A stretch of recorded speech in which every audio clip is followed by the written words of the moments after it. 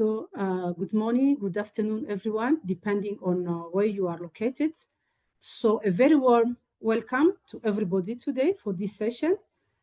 I'm so delighted to see colleagues from across our Start Network hubs, members, and then staff gathering together today.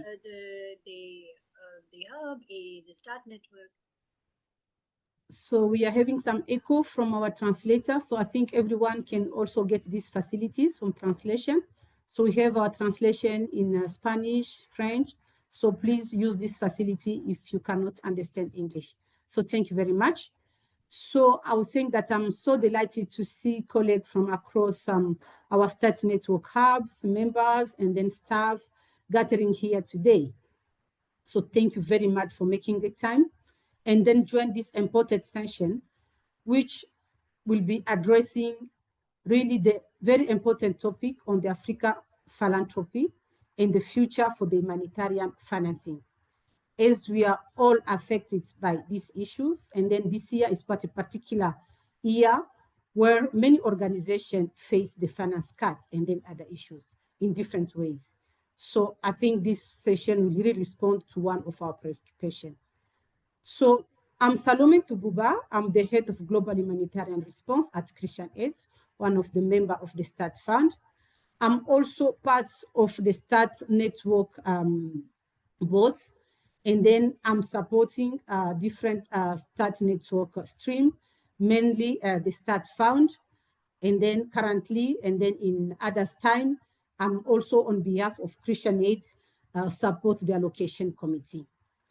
So for the open remark, I would like really to ask a few questions. So why are we here today?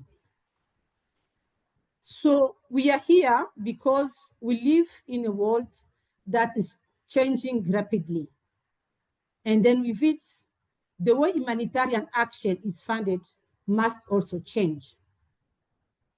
So for too long, the humanitarian sector has relied almost exclusively on traditional international donor stream, particularly bilateral finance partnership. And then we know that this is neither sustainable nor sufficient to meet the scale of the challenges ahead, especially with the reality that we are facing now. So we can look on many crises that we are facing in the world. Some are forgotten, and even if others, they look like they are not ended at all. So with this, Start Network commissioned a study, a consultancy last year, 2024, to help hubs and then members to explore sustainable and then local sources of funding and get better sense of how we could help members and hub to diversify funding opportunities. So among this opportunity, we can consider the Africa philanthropy and then others private sector, which are available in the continent. So this African philanthropy and then private sector engagements, they are emerging as a powerful avenues to find locally led action. So this process is not just to raising more funding, but is also about shifting the power, the ownership, and then the sustainability in the hands of those closest to the crisis. So part of our localization agenda. So Start Fund as a network, we want to support our members and then hubs to seize this opportunity, experiment the new approaches, and then share what is works. So within the network, we want to see members and then hub to lead, but also to own this national and then the local space with donors at local level. So the next question is, what is about our today's session? So our today's session will begin with a very insightful presentation from our consultants. So we'll know him, we'll see him, Range, who will share the funding from the analysis of the Africa Philanthropy. As I mentioned, last year, there was a consultancy that addressed the issue of African philanthropy. So Ranch will share with us. So then after Ranch, we'll move to a very exciting panel discussion. So we have 2 members plus Ranch who will discuss with us and then will share about their experience about the Africa Philanthropy. So we'll have one from the Africa Hub, from the Start Network Hub in Somalia. And then, of course, as we are discussing the Africa Philanthropy and the private sector, we'll have another panel members coming from the donor, and then will share with us about their perspective. So together with the consultants, they will bring diverse perspective regarding the Africa Philanthropy. So for us today, the big picture is what? So this discussion really starting yesterday on the opening session. And then there was a very interesting session regarding the future of the AIDS.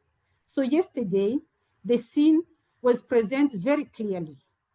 So based on this discussion coming from yesterday, we noticed that the future of the AIDS cannot look like as in the past. Really things need to change. So together, we have the chance to shape how humanitarian action is resources, how humanitarian funding is diversified, how humanitarian funding is localized, and then ultimately is resilient. So today is about learning. So we'll be learning from the research, from the analysis. We'll share about the experience that we have, and then we're imagining what the next decade of the Africa Philanthropy could mean for crisis action. So these are quite the few words that I would like to open up this session today. But as we are going deeper to the discussion, I would like to invite our consultants, Ranjit Majumdar, who is a consultant, and then the author of the Africa Philanthropy, Landscaping and Analysis for Start Network. And then after that, we'll go and then we'll discuss with our 2 panelists plus the consultants. So I'll introduce them during this time. So thank you so much. Over to you, Ranj. Thank you so much, Salome, for the kind introduction and really important context that you've led. I will just briefly say I'm Ranjit Majumdar. I run an organization called Global Leaders Consulting, and I was very pleased to be instructed to run this consultancy in Q4 of last year, which was looking at African philanthropy in the ways that Salome suggests. What I'm going to take you through today is a slide deck which uses the kind of the trends and the results of the consultancy, just to talk into a bit more detail about the wider sector. One of the points of context which is important is that the consultancy was finished in January this year, so it preceded the shocks to governmental financing that were brought in by the closure of USAID and some of the ramifications from that. But of course, that only made it even more pertinent and important. So I'm hoping and assuming that you can see my screen. Please let me know if you can't, and I'll start to take you through the presentation if I may.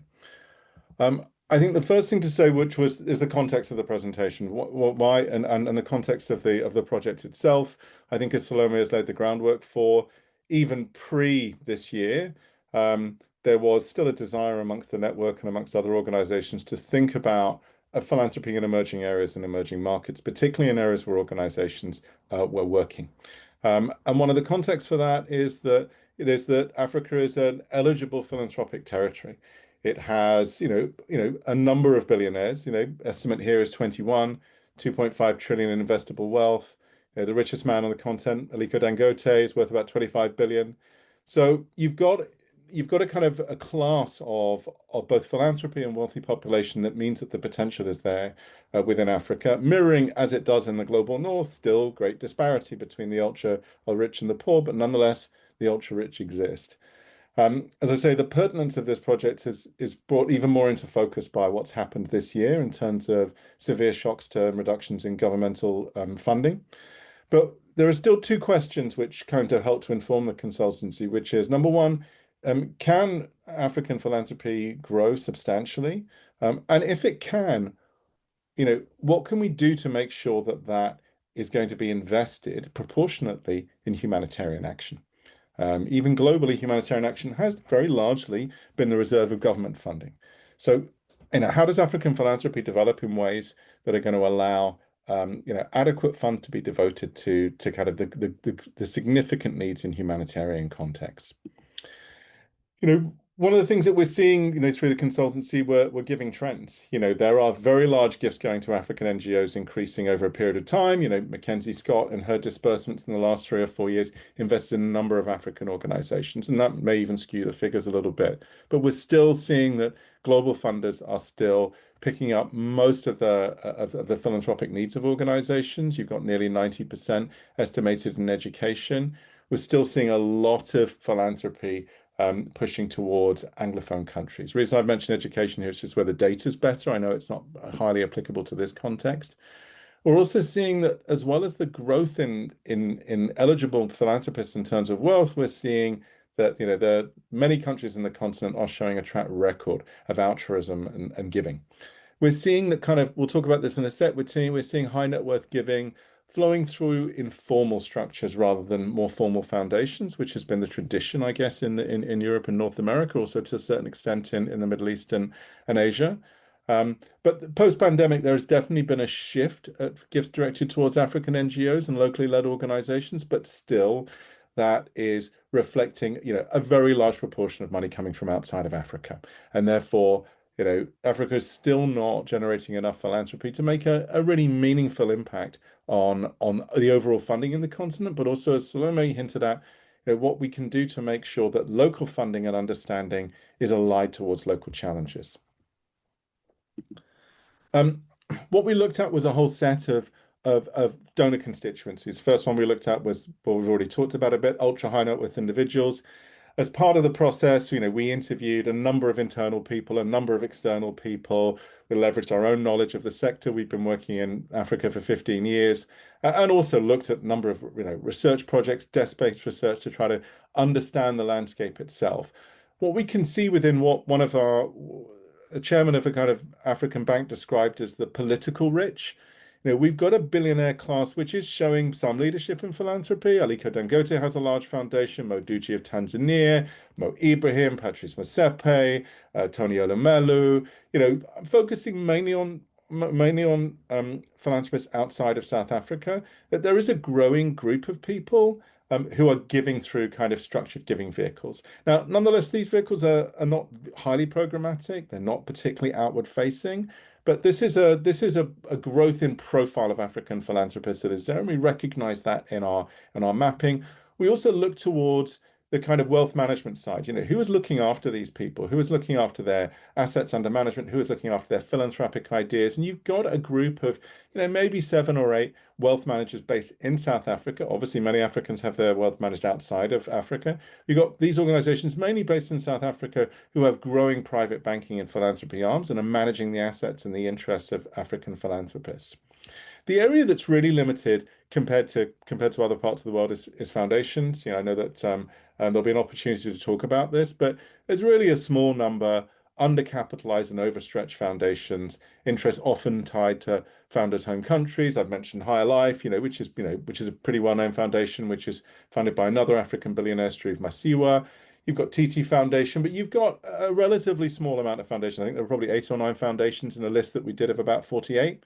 So this is not, normally you'd expect when you do a mapping of something like this for Trust and Foundation to take up between 50% and 2/3 of the list. So that reflects the immaturity, if you like, in the African context, in that there are not enough kind of programmatic foundations that are doing open calls for which African organizations can apply.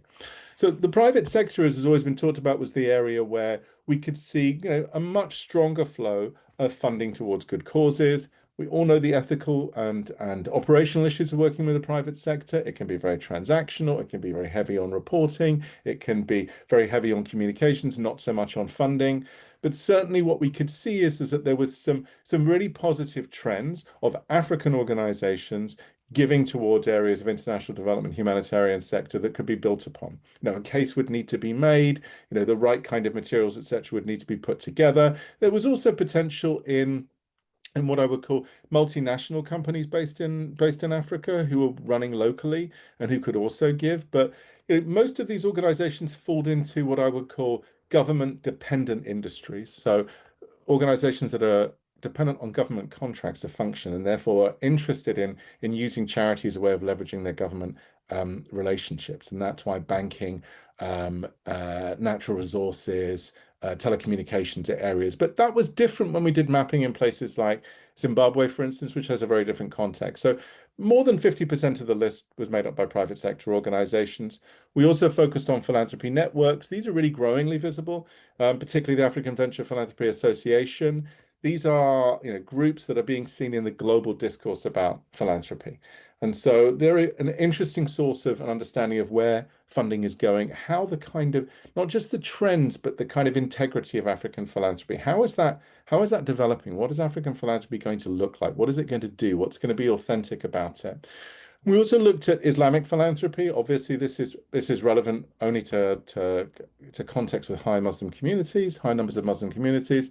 But nonetheless, it's another area, not highly visible in the continent, but in thinking beyond the normal kind of constituencies, it's something that we contextualized into our approach. We also thought a bit about areas like diaspora remittances. We thought about areas like blended financing, etc. What are some of the ways in which you can formalize diaspora giving into a more kind of coherent, strategic kind of area? So as well as putting a mapping together, we did analysis of this mapping to help start to think about what would it mean to do this in earnest? Where is the potential? And one of the real key conclusions is that you need to be in this for the long haul. You have an opportunity because of the way that START is structured and the reputation it has and its commitment to local organizations and locally led work. It really gives you an opportunity to galvanize philanthropy, but the sector is probably still going to grow quite slowly in the short term unless something big happens.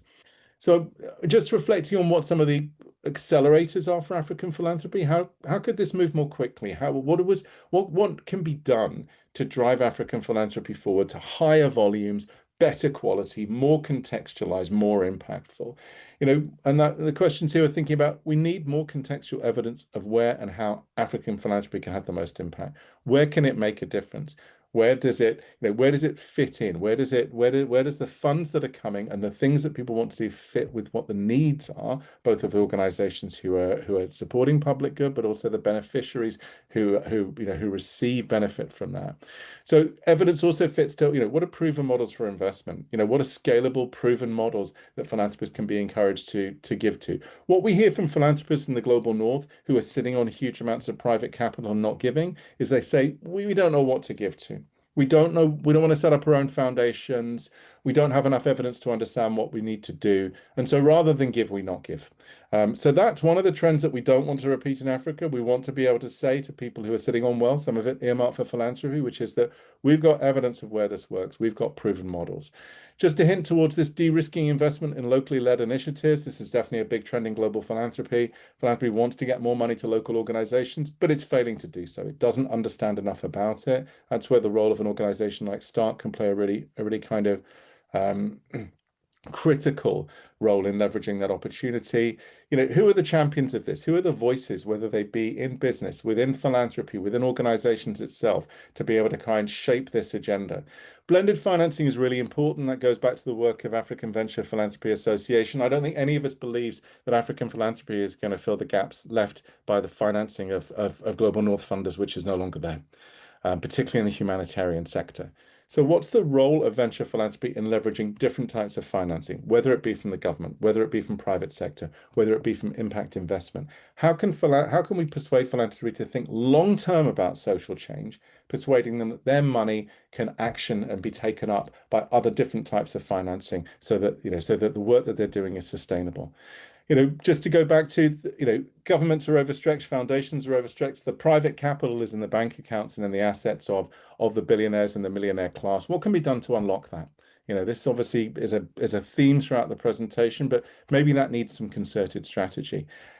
Coordination is really key. We'll talk about this a bit later. Philanthropy globally is uncoordinated. There's a real opportunity for Africa to be a kind of paragon for philanthropy, to be able to say, look, we've looked at this and understood, knowing the resources we've got, knowing the needs we've got, how we need to be able to work together to reduce duplication and maximize impact. And then there's this question of, diaspora engagement. So much money comes in through remittances. What can be done to codify that, to make it more strategic?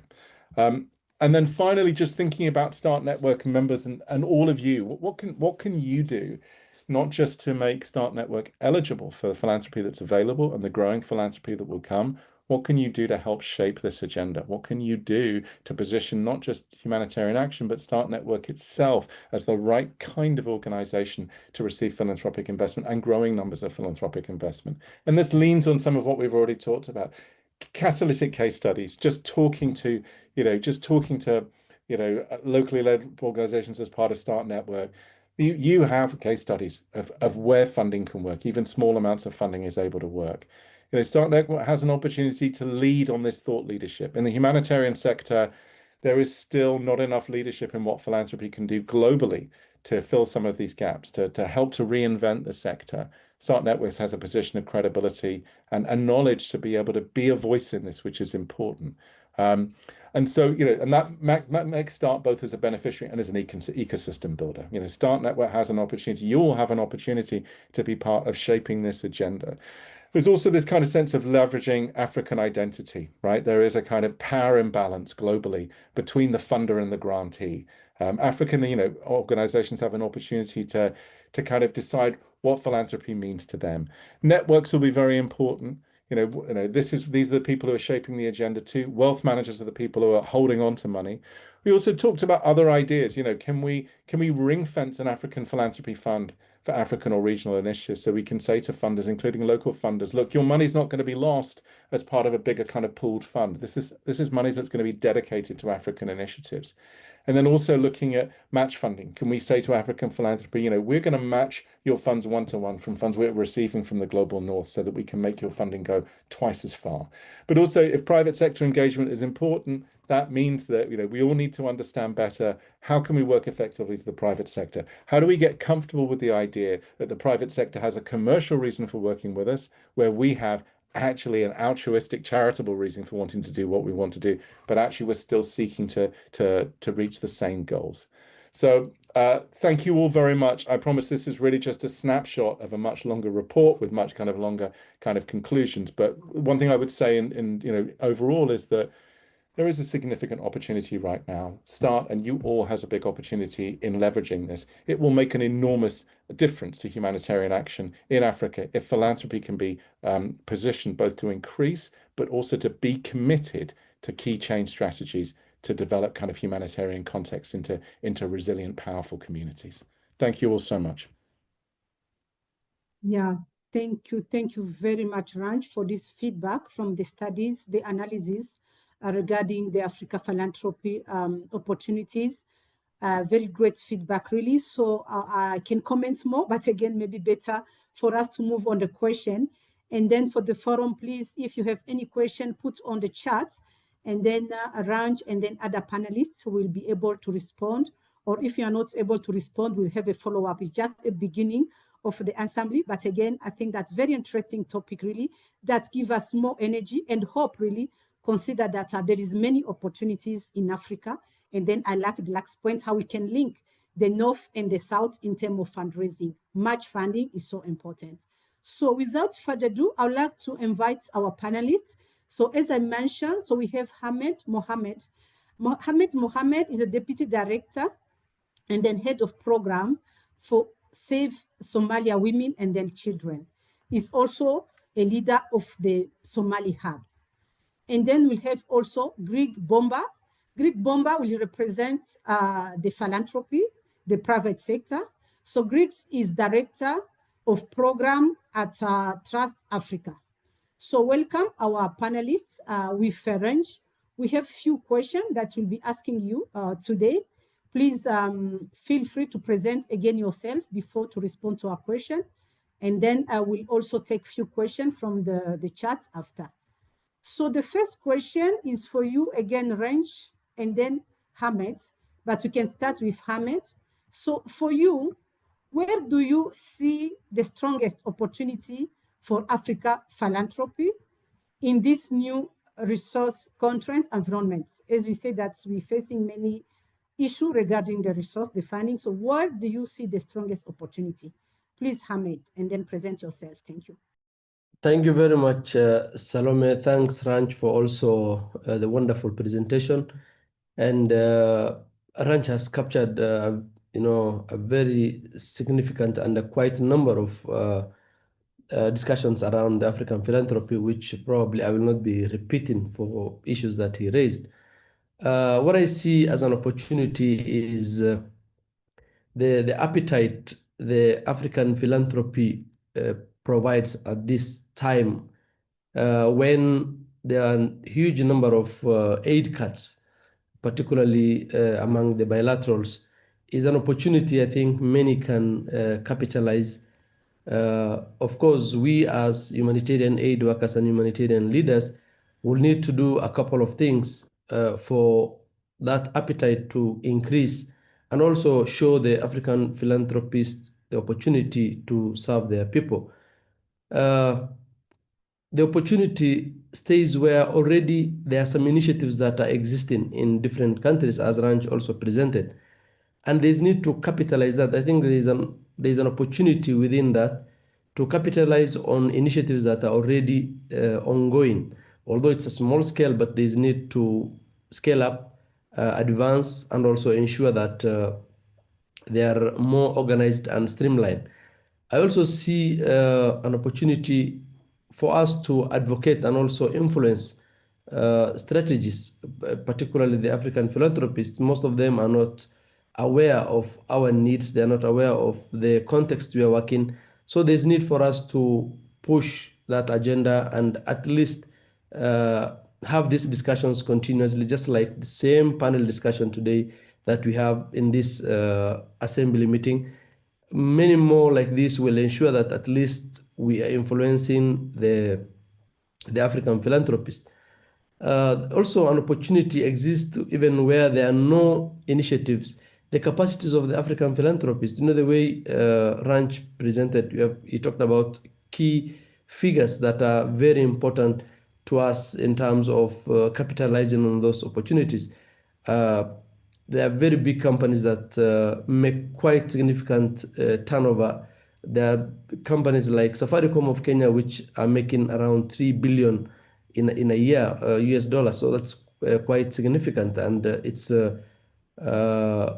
maybe a challenge to us not to capitalize on such opportunities. So probably that is just one among the many that Ranj mentioned, and definitely if we look at all of them, there will be an opportunity for us to capitalize. Our capacity as humanitarian actors and aid leaders is an opportunity that we need to also make use of. We are coming together as hubs. We are coming together as networks. I think it's an opportunity for us to push this agenda, and that is already happening. We are very glad that these discussions are happening everywhere, not only at START network level. In this year, the AIDEX discussion, that is part of it, but not particularly African philanthropists, but at least capitalizing on philanthropy work is something that is discussed. There's earlier this year there was the finance summit that was happening. That was the discussion, and I think this is a growing discussion that we need to make use of as a network and as hubs, as organizations that are pushing the agenda and also changing or shaping the humanitarian architecture. Thank you very much. Thank you very much, Ahmed. So maybe we can have a small follow-up on this opportunity for Range before we move to Greek. Range, any other notes that you wanted us to mention regarding the opportunity on the African philanthropy? Thank you, Salome. I'll be very brief in saying that, I've learned to try and separate what I think is going to happen from what I want to happen. And what I think is going to happen is that we're going to face a continuing crisis where there is, an increased urgency in humanitarian context and not enough funding going into the system. And I don't think philanthropy is going to be motivated by the idea of trying to fill or even to attempt to fill the gaps left by government financing. I think the opportunity for philanthropy is, as the humanitarian sector needs to adapt to be impactful with less funds, what the role is for philanthropy to be innovative, to trial new ideas, to be catalytic as part of that change. I think that's a more exciting opportunity to start to bring philanthropy more to the table. But I also fully agree with Ahmed's points too. Yeah, thank you very much both regarding this opportunity. And then as Ahmed mentioned, so we need really to influence the strategy. We need to map the context and then to be very aggressive the way that we are engaging on this Africa philanthropy. Many opportunities that are there, many big names that are there. So yes, let's continue and then to engage with many opportunities that we are having in the continent. So yeah, I would like to bring in Briggs Bomba, who will really talk about us regarding the Africa philanthropy. He representing the philanthropy in this session today. So Briggs, can you really come on the floor? And then also, can you tell us, what do you feel about African funders?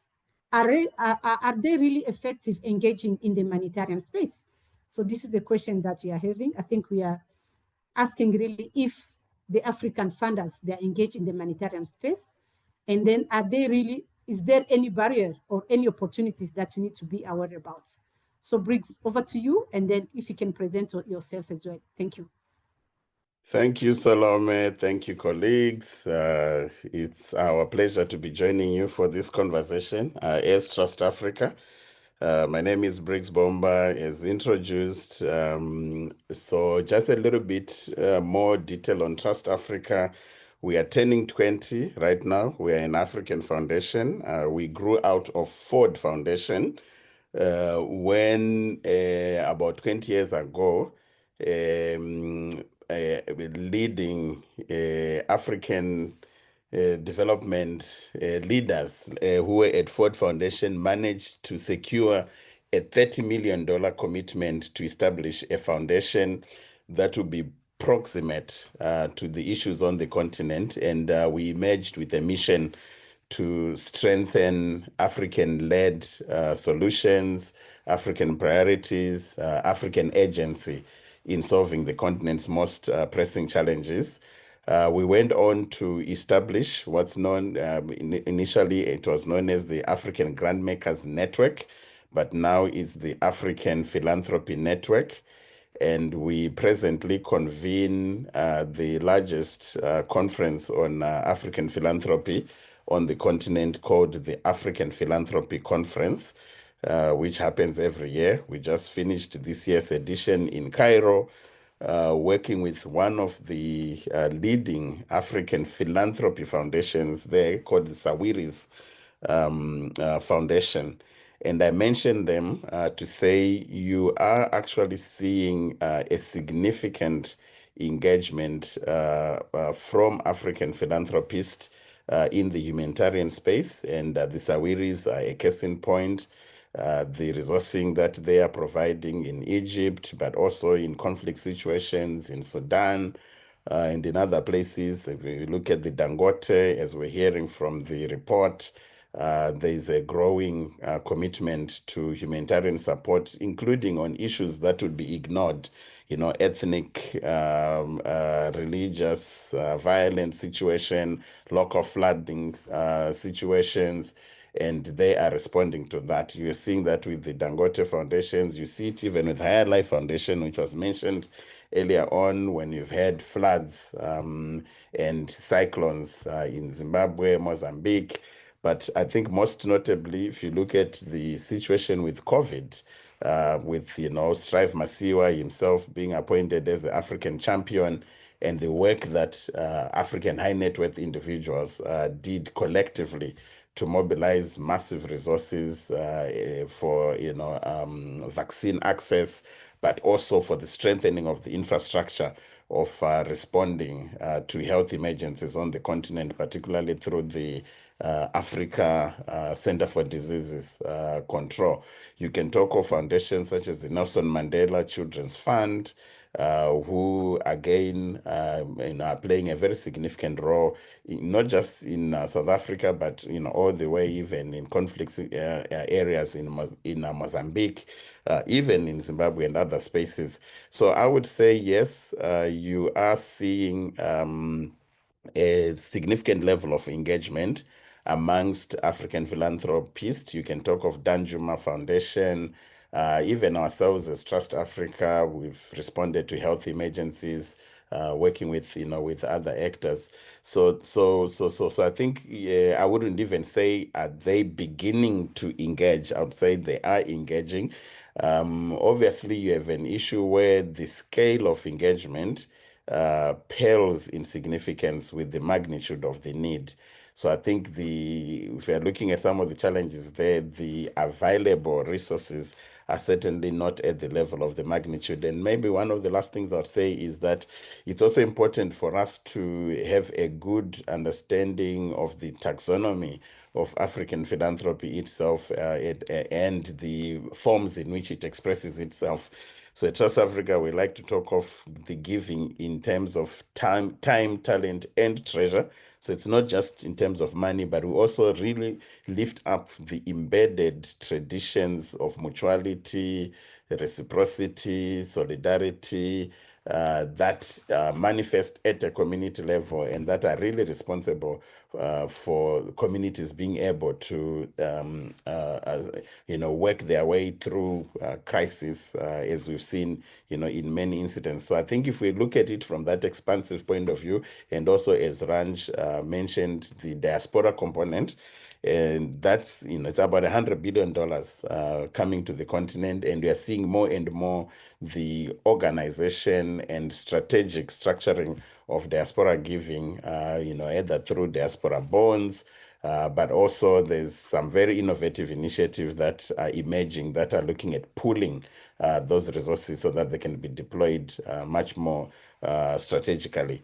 So yeah, a lot that is happening, but I can pause here given our time.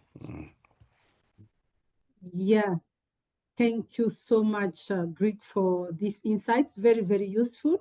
And then I think you underlined very well some barrier, and then this barrier come also on the consultant's paper regarding taxation, and then I can see these issues, and then regarding the relation with the governments.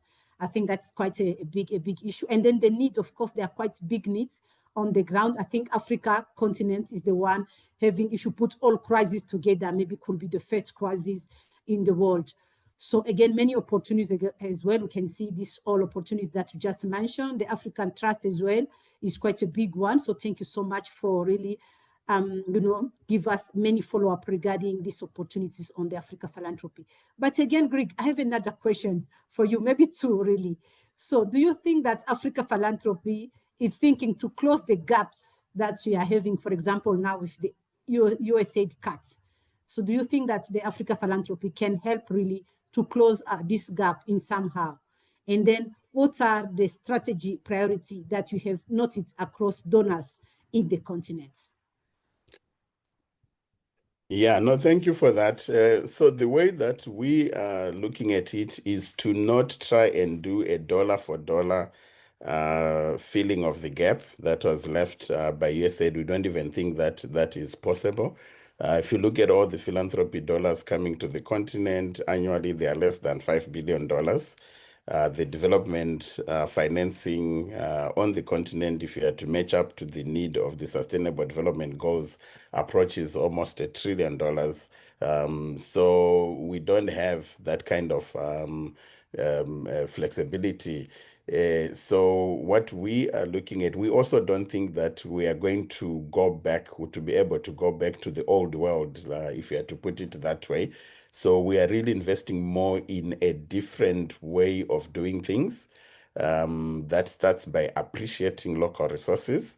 So that's why I mentioned earlier on appreciating and elevating to a strategic level the embedded culture of giving and philanthropy and solidarity and Ubuntu that is in our communities, and really making sure that we do not displace local resources, and investing in local leadership, in local capacity, in locally led development, so that we're actually able to. So it's a way of replacing the billions of dollars that have been lost. I think the contracts that were cancelled by US aid in total are upwards of $80 billion. So it's not about replacing that dollar for dollar, as I'm saying, but fostering a new way of doing things that centers local in terms of leadership, in terms of resources, in terms of knowledge, in terms of networks, so that we are actually able to do a lot more with far less.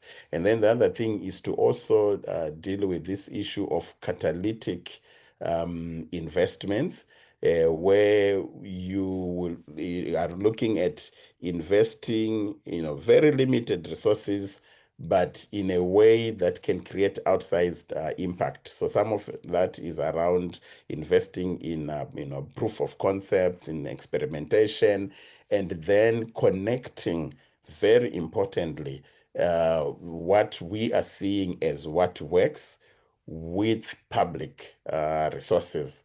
Because we've seen that you not be able to solve the development resourcing question on the continent without addressing the question of public resources. So what's happening with the monies that our governments are collecting, royalties, taxation, if you look, for the most part, that's actually already the majority of the available resources, upwards of 60% for development financing, and way, way, way bigger than philanthropic resources. So really connecting examples of what works in terms of the responses that we are seeking, that philanthropy, because it's more flexible, it's more innovative, can invest in proving those concepts, but then connecting deliberately with public resources so that there's a sustainability that is worked into this equation. So a short response to your question is that I don't think it's realistic for us to think of African philanthropy lifting itself up to the level of replacing the budget at a budget level, to say if you are getting 300 million from USAID, now you're getting it from African philanthropists. There are other issues that were hinted in the report that Ranj shared with us. I think he mentioned that you are not seeing a lot of call for proposals from African philanthropists, especially high net worth individuals and stuff, because questions of trust are quite, they're still being worked out, to put it mildly, between African philanthropists and organized mechanisms of delivery, such as NGOs. There's not a great deal of trust in there, so they prefer their own particular vetted networks that they feel a lot more comfortable to work through. So yeah, I think it's more about doing things differently in a way that will still allow us to meet the development goals and targets, and not necessarily trying to do it with the same level of budgets that were there when you had, the kind of older type of resourcing from bilateral donors. Yeah, thank you very much for that. And then, yes, as mentioned, we need to do things differently. We need to invest on the local resources. Thank you for that. But again, maybe I have another follow-up question. In the sector currently now, we are focused more on locally led action. This locally led action, is it really a priority for you as a donor? Do you think that local African actors can lead on this locally led action? Now it's no longer an option. I think it's a matter of survival. For us, we have no option but to go back to local. And I think in the long run, it's the only sustainable way of driving development. I think you saw it during the COVID pandemic, when it really hit hard. We had a massive withdrawal of even, technical expertise, development workers, resources, and all those shifts to other priorities. And if you look at what's happening in this current global political moment, we are also seeing the shifts and reprioritization of resources to conflict situations in Europe, in the Middle East, in other places. So we cannot leave development in Africa at the mercy of that pendulum of strategic priorities, geopolitical priorities, and all of those other considerations. So the shift to local, to us, the way we are viewing it is to actually say this is the long delayed awakening that needed to happen anyway for us to be on a sustainable path when it comes to the development of the continent. And we are seeing a lot. There's so many conversations that are taking place. So I'm very hopeful. All of the conferences that have taken place recently, East Africa Philanthropy Conference, African Philanthropy Network, African Philanthropy Forum, African Philanthropy Conference that we are convening ourselves, all the conversations are around the future of development with a centering of locally led development. So I'm quite hopeful that finally we are on a path that can take us, to a sustainable trajectory of development on the continent. Yeah, thank you very much for that. And then I'd like to bring in Mohammed really, also from the hub experience. Hamed, if you can also explain us, do you feel like humanitarian actors are seeing local philanthropy as a way to close the gap left by this bilateral finance partnership, mainly this year? So do you think more stakeholders will be invest in this area of fundraising? Hamed, what do you think? So for your perspective, you just heard about the donor perspective, maybe your perspective regarding the hub and then local actors. Over to you. Thank you, Salome. First, I'd like to state that local philanthropist is not new in our context, despite it has had its small-scale facilities. And for many humanitarian actors, among the other alternatives of the discussion, including the establishment of social enterprises, humanitarian actors have also spiked the discussion around African philanthropists. And that has been done as a result of maybe, or as an alternative to reduction of the bilateral funding, especially after the USAID cuts. That has been something that we've been discussing as groups. And reasons for capitalizing this local philanthropist is because the bilateral decisions to reduce and maybe leaving the humanitarian actors to explore more options, as they say, the necessity is the mother of invention. So since we have no option, as my colleague said, we have no option but to explore this and see this as an opportunity. And because there are also existing opportunities within the country, we thought maybe this is, there are a number of significant corporates and individuals that are available within the context that we are working in. And it's important to capitalize this. You asked whether I think most stakeholders will invest in this area. Yes, definitely, most stakeholders will invest in this area, and particularly the humanitarian actors, since we are also leading the humanitarian interventions in various countries.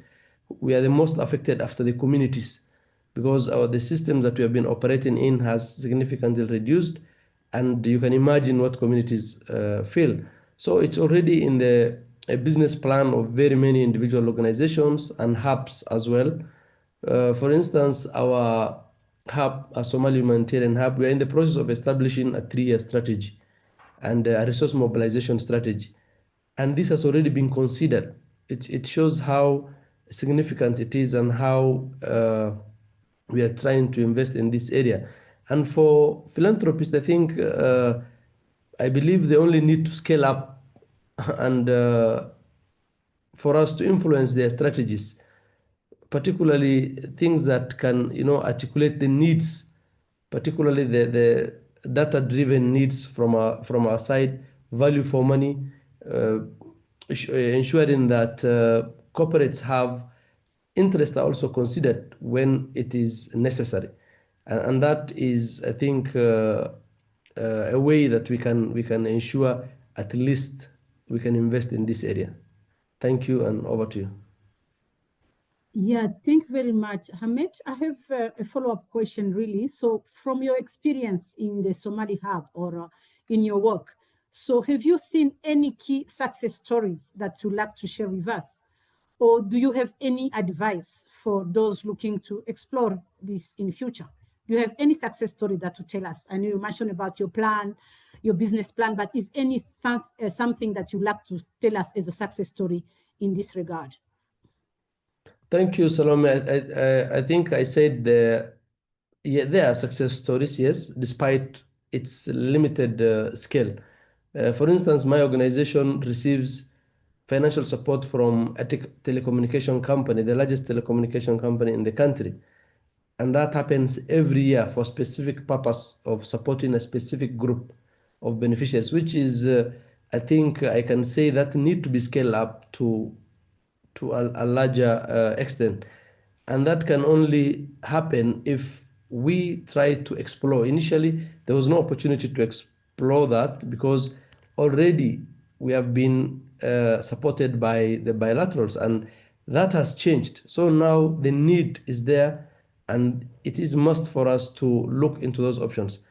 And without much challenges, still they were supporting us, and I believe they can support more and they can do more. And one thing that has not been there is trying to formalize this system. It has not been existing. It is this one ad hoc support that happens, one-time ad hoc support that happens, but there was no specific plan that was supporting the humanitarian system. And advice is yes, there are opportunities that exist, but there is need for us to invest also in pursuing this philanthropy in Africa as an alternative source of funding, since we already lost much. As I said, formalizing also and scaling up is something that we need to invest in. And this can happen through, I think, three ways. One is to continue doing the advocacy and influencing corporates and resourceful individuals. Another one is also investing in our capacities in dealing with African philanthropists, because we need to prove that our interventions are highly impactful. We need to prove that the value for money is there. We also need to reduce let me say this needs, since they have been investing to some extent, we need to ensure that the needs are also less, although that's not something that is within our control.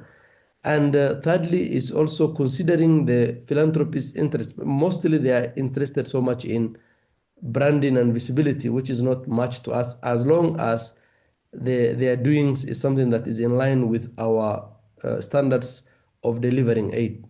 Over to you. Thank you very much. Thank you very much, Hamed, for this advice, and then the story regarding the telecom company. I think in the humanitarian, yes, that could have been quite a very successful partnership in many hard-to-reach areas in our cash response. So thank you so much for just name that. And then, yes, for formalizing is quite important when you're going forward, if you need to invest more. So regarding that, I would like again to bring in Ranch from the study and then from experience. So Ranch, please, can you tell us again, as we are seeing from this discussion, from the experience in the Somali and then from other countries, as the African philanthropy emerge and then formalize, what can you learn from some of the limitation or challenges of the US or others European philanthropy? Is any learning that you can tell us today regarding these challenges or limitation, or even failure of the US and then European philanthropy? Range, or again after Range, Greg, if you have any insights, please come. Over to you, Range. Thank you so much, Salome. And it's great to be part of this. These conversations don't happen enough, and so it's great to be part of it. I think there are three things that really stand out for me. Directions which have defined philanthropy in North America and Europe that I would not like to see Africa go down. The first is that philanthropy is really fractured and uncoordinated. It's full of rivalries. It's full of, understandably very personal agenda being driven, but it is not collaborative enough. And collaboration, effective collaboration will make money and impact go further. And so I think that's a big opportunity to have a kind of a collaborative approach to philanthropy, one that seeks to, not to duplicate, to work together. And that would be a big shift, I think, from the way that it works in the global north. I think the second point is also actually about collaboration as well, which is that, what I see in North America and Europe is a real power imbalance between grantees and organizations and individuals that are giving out money. There is a relationship where donors have too much power.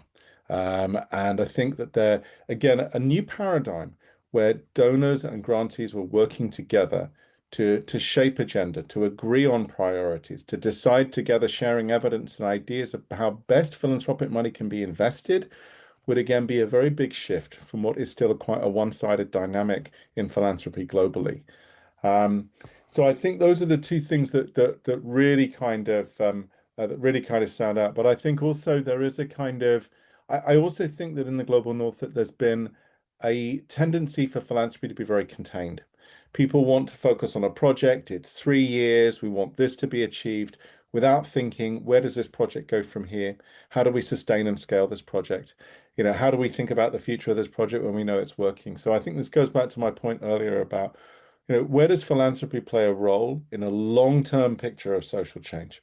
And what other funding and stakeholders can be brought in to build on philanthropic impact that is created? I mean, this is easier in some international development sectors than it might be in humanitarian contexts. But again, we need to start getting into that kind of conversation. So, I mean, this is just, for me, Salome, this is just touching on the surface. I think there are vast lessons to be learned in African philanthropy from the way that philanthropy has matured in the global north. And I think there are significant opportunities to make money go further. To the point that was being made in this conversation, which is that there may be less money to go around, but there's an opportunity here to redefine what philanthropy can do for Africa actually to lead in the way that philanthropy is developing. Yeah, thank you very much, Ranj. I think collaboration, coordination, shifting power, what we call nexus in our humanitarian approach, resilience. Again, this word is quite resonate very well on our learning. So, Greek, I don't know if you have anything to add regarding the lesson that you can learn from. Yeah, definitely. Maybe even before getting to that, I wanted to just maybe bring something to the conversation to say there is an existing divide, I would say dichotomy between what's generally looked at as humanitarian action support versus what others would call social justice or transformative action support.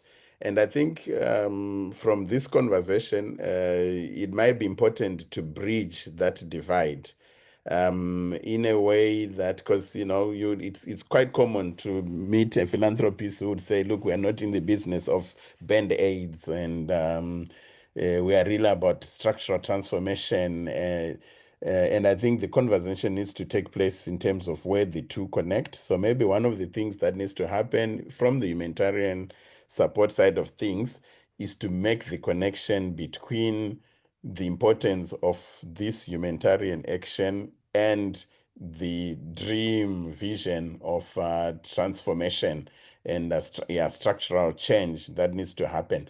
You notice that a lot of the African philanthropy foundations work more at the level of policy, trying to shift policy, engaging with policymakers, and not necessarily going out to provide humanitarian support. So I think that there's a conversation that needs to happen there that deliberately connects the two into maybe two pieces of the equation that we need to resolve. And then maybe more directly to the question that you are asking, I would say one of the biggest things that we need to learn in this moment that we find ourselves in is this over-reliance on top-down approaches that we have seen, particularly with Global North philanthropy, where funding decisions are often very far away from the communities that they are seeking to serve. And in some cases, we have seen a misalignment between resource flows and local needs.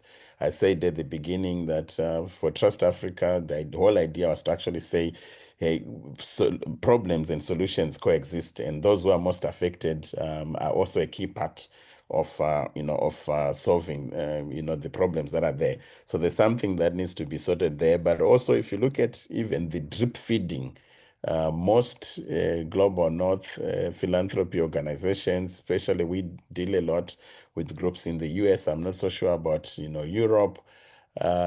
Spend the statutory 5% requirements around of your endowment. There's nothing that says you can't spend 15% or 20%. So I think if we look at the scale of the challenges, the magnitude of the challenges that are before us, there's something to be said about more resources, really opening the faucets so that there's more resources going to frontline actors. I'm trying to find out, exactly how did we land at this thing of saying you only spend 5% of your endowment and you drag it for the long run. I mean, we're starting to see some people going into spend down mode because they're saying, look, we need to move now if we have to solve the climate crisis, if we have to solve peace and conflict issues. So I think we really need to learn about more resources. But the other thing is about the better ways of deploying these resources, especially when it comes to flexibility, so that those who are receiving these resources have the flexibility to act and to adjust strategies, not waterfall approaches where you are stuck and you are not responsive to what's emerging from the ground. So I think the flexible structuring of resources and putting more trust in those who are on the front lines, who are receiving these resources, is a very important part of the lessons that we need to learn. So multi-year, more flexible resourcing, is quite critical. Yeah, thank you very much, really. Maybe before we ask maybe the final question for all three of you, so maybe I would like to bring in Francesca. Francesca, on the chats, do we have any 1 or 2 questions that you'd like to ask our panelists? Sure, thanks, Salome. Hi, everyone. We've had a couple of questions in the chat. We are running out a little bit of time, so if we can have some speedy answers from everyone, that would be great. But how about we've got Ranj, how about this view? So in what practical ways can Start Network and its members de-risk investment in local initiatives by African philanthropists? And a little bit connected to this also, Ahmed, what African philanthropists might be lacking of vehicles that they trust to deliver work. So as Start Network, how can we use our hub model to mobilize resources for humanitarian causes in Africa? Yeah, go for it. Thank you. Thanks so much, Fran. Let me try and take the first question. I mean, I think that there are 2 parts to it, I think. I think the first is being able to explain to donors that, philanthropy can be used as risk capital. It can be used to do risky things that can be high payoff, but that these things don't always work. We're stuck in a kind of world where philanthropy has to work and we have to report everyone saying that it's worked. But actually the kind of levels and the attitude of philanthropy, fits a different kind of paradigm. I mean, for sure, I think locally led organizations can be really, really assuring to philanthropy that their money will be well spent by organizations that understand the context and are dedicated to it. But also to be able to say, look, actually we have funding coming in here, we're trying to prove something, and it might not work. And if it doesn't work, we'll still be able to draw out a lot of learnings about how we can adapt our processes and ideas later. But I think there's this risk capital side of it, which is sometimes locally led hubs may see an opportunity for philanthropy to do something that couldn't be funded through their own resources or through kind of, bilateral financing. But the other side is simply to is to advocate and make the case that local aided organizations are the right people to spend funding. And that, you know, they are experienced at it, they have case studies of doing it well, and they're happy to report to funders on the successes and failures of doing so. So, I mean, I think that funders have a predilection to this. They want to give money to locally led organizations, but they feel that it's a risk. So I think, you know, to de-risk that will be to shift the conversation sometimes when funding is, you know, is seen as risk capital, but primarily just to emphasize that this is, you know, we need to trust local organizations. You know, we need to trust people who understand the context, and we need to trust them both to spend the money wisely and to report on the way that that funding has worked. So I think that, you know, there's an open door to have those kind of conversations, I think, but I think locally led organizations need to find within themselves, you know, a stronger desire to promote themselves to philanthropy and to say, this is the best way to spend your money right now. This is the most cost-effective and impactful way of doing it, and we'll prove that to you. So that's how I would think about it. It's a lot I've made it sound a lot simpler than it really is, but there is an opportunity here because philanthropy in particular wants to see more money, you know, both invested in and spent locally. So the only question is, how can we persuade philanthropy to do that in the context of Start Network when it has all of this kind of, you know, infrastructure, knowledge, connectivity, coordination behind it, which in itself de-risks investment from philanthropists in the first place. So I've simplified it, I'm sure, but I think there's a real opportunity here, and I think local hub leaders and staff can play a big part of it.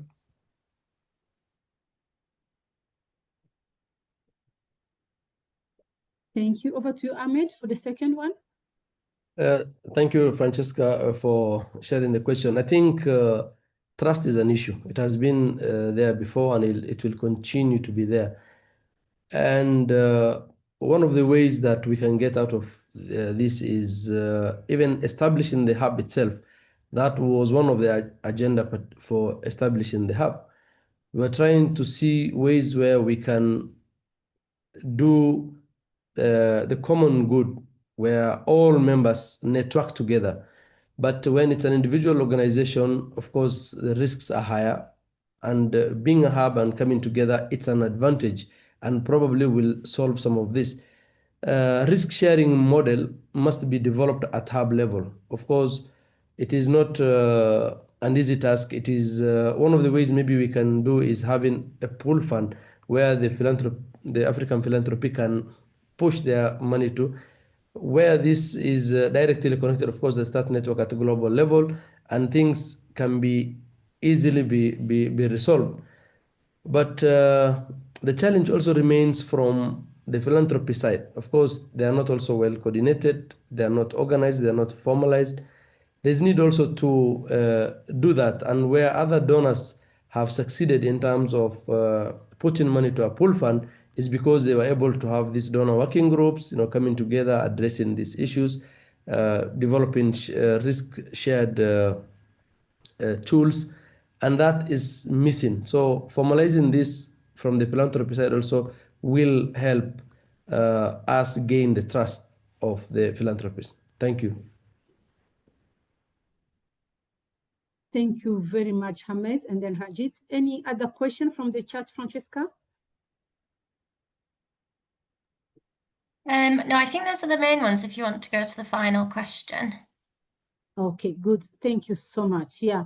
So as we are going really to close our session, so I have a call to action question for all of you.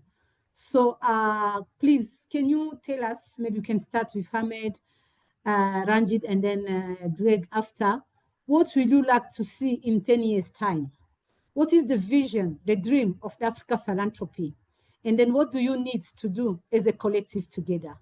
So in 10 years' time, what is the vision? What is the dream from the Africa philanthropy? We can start with you, Hamed. Thank you very much, Salome. I think that is a very tough question, but still we'll have to respond on what we think. In 10 years' time, I believe we will have, or what we need to do is to have a more organized, formal, and coordinated African philanthropy. That is something that we need. From our side as well, What we need to do is to have less humanitarian needs by ensuring that between now and then our programs are highly impactful and the needs reduces. Of course, it's not easy to say that needs will not be there. Of course, needs will be there, but the way we have been putting finances on humanitarian aid for quite some time and nothing much is changing is also discouraging the philanthropy to do or to support the work of the humanitarian leaders. So having a highly impactful intervention in our own small ways will ensure less humanitarian needs over time. So I believe we can have a more organized African philanthropy that knows what they are doing, where they are paying to, how much they are paying, what is the impact, and what are the results. That is what I would like to see in 10 years' time, probably. Thank you. Yeah, thank you very much, Hamed. Over to you, Ranj. I think what I would say is that the most philanthropic society in the world is the USA. And in the US, 2% of annual GDP goes towards philanthropy, the highest in the world. So even the UK is something like 1%. Most of the other European countries are between 0.5% and 1%. I would love there to be a coalition of interested parties, including philanthropists and funders themselves, who would commit to Africa giving 2% of its GDP to philanthropy, and to make a target that could be fulfilled in 10 years' time, so that Africa, in terms of proportionate generosity, was seen to be at the highest level, if you like, where the US is, to be able to put philanthropy as a significant part of the solution towards socioeconomic development and change. I would like to see a coalition around a big target. Mm-hmm. Yeah, thank you very much. A coalition, more organized. Thank you so much. Greg, for you, what is the vision? What is the dream? Yeah, I mean, it's locally led development, local resourcing. It's an ecosystem approach. I think it's a full appreciation of the diverse ways in which giving happens on the continent and the data to back that up. Africa is actually a very giving continent, but a lot of it is not captured. You give to send, your auntie's kids to school. The giving is embedded in our tradition, in our culture, in our everyday reality. But there's not a lot of, data that's being captured. Things have started to be emerging now. If you look at Epic Africa, for example, they have a report that they did that says it's titled "Challenging the Myths," individual giving report. And it really actually talks of how individual giving is a top source of resourcing and financing for development and NGOs on the continent, contrary to what one might think by just looking at it at the surface.